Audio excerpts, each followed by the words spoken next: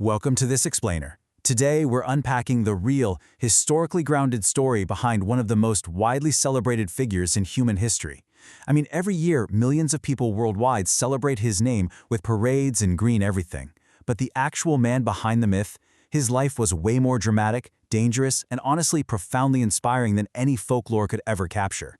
We're going to strip away the legends and look directly at the historical record to figure out who St. Patrick truly was. Okay, let's dive into this. Was St. Patrick actually Irish? It's time to shatter the biggest cultural myth right out of the gate. The patron saint of Ireland wasn't actually born there. If you've always assumed he was a native Irishman, hey, you're definitely not alone. But history? It tells a completely different story. The reality is, Patrick was born around the year 385 AD over in Roman Britain, likely in what is now the United Kingdom. And get this, he was actually the son of a Christian family. His dad, Calpurnius, was a deacon and a local official, and his grandfather was a priest. But here's the really fascinating part. Despite this deep religious background, Patrick was just your typical, nominal Christian kid. In his own later writings, he frankly admitted that as a young man, he just didn't take his faith seriously at all. He was literally just living an ordinary, everyday life in Roman Britain. Section 1. The man behind the legend. So how exactly did this ordinary teenager become such a legendary figure? Well, let's track his timeline. At age 16, everything changes, and this brilliantly illustrates his chronological journey, really emphasizing just how incredibly young he was when his totally normal world was suddenly and violently destroyed. He wasn't some seasoned missionary setting out on a grand adventure. He was just a terrified teenager whose life was abruptly ripped away from him. Section 2. Captured and enslaved. The inciting incident of his story is, well, it's utterly brutal. At just 16, Irish raiders attacked his home, dragged him across the sea, and sold him right into slavery. From relative comfort in Roman Britain to being human property in a totally foreign land, just like that, in an instant. And that brings us to the number 6, because for 6 long, agonizing years, Patrick worked as an isolated captive shepherd in the rugged, unforgiving Irish countryside. Just imagine the loneliness and despair he must have felt out there.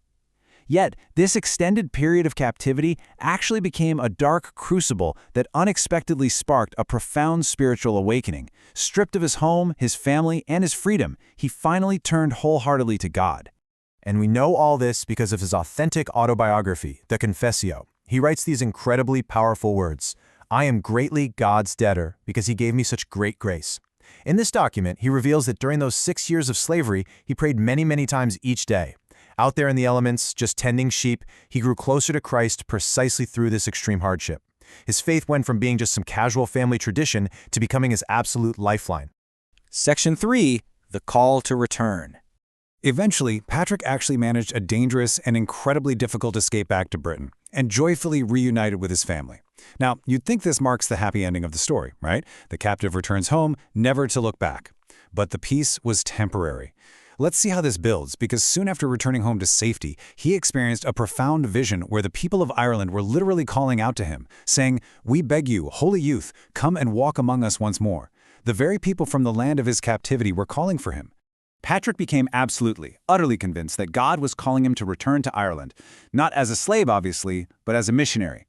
His core motivation was incredibly clear. The love of Christ compelled me to return. Just think about the immense courage that took. He willingly spent years getting theological training, he was ordained and later appointed as a bishop, all to intentionally and willingly go back to the incredibly dangerous land of his former captors. Section 4. Mission to Ireland. He ended up spending decades traveling throughout Ireland, preaching to tribal kings, village leaders, and farmers alike. And he did this brilliantly by contextualizing the Christian message rather than trying to destroy Irish culture. Just look at the stark contrast between his two arrivals. That first journey was made by a frightened captive in chains. But the second journey, that was made by a courageous leader in faith. It really highlights the ultimate psychological and spiritual triumph of forgiveness over bitterness. He didn't return to seek revenge, he returned to serve. And trust me, it wasn't easy.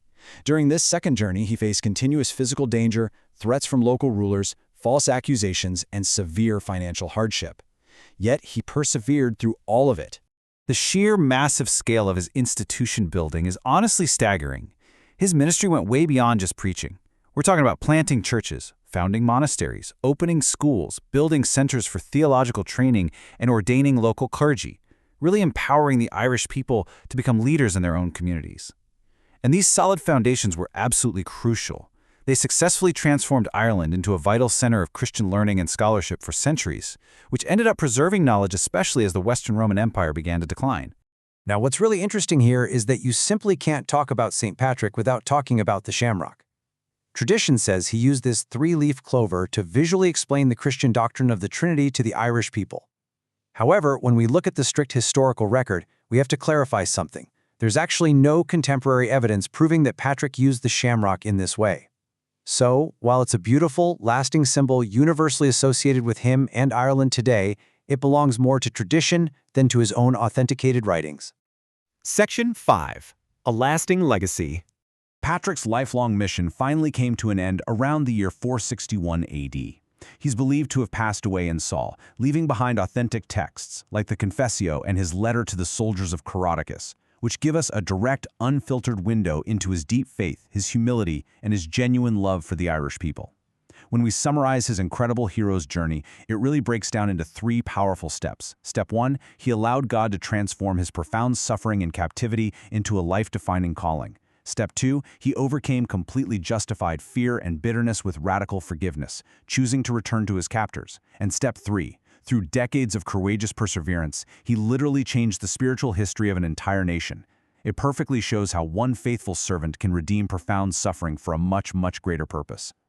So, the crucial point is beautifully captured in this famous line from the traditional prayer known as St. Patrick's breastplate. While exact authorship is debated by historians, it perfectly mirrors the theology found in his authentic writings. Just listen to these words: Christ with me, Christ before me, Christ behind me, Christ in me. It represents his unwavering devotion and his complete, utter reliance on grace to accomplish things that seemed completely humanly impossible. Which leaves us with this final, really provocative thought. The real history of St. Patrick isn't about green beer or driving snakes into the sea. It's the story of choosing love over hate. If one person's radical forgiveness and willingness to return to the site of his deepest pain can literally change a nation's history, what could that kind of forgiveness and courage change in your world today? Thank you so much for joining me to uncover the true history of St. Patrick. I highly encourage you to keep exploring, and I'll see you in the next explainer.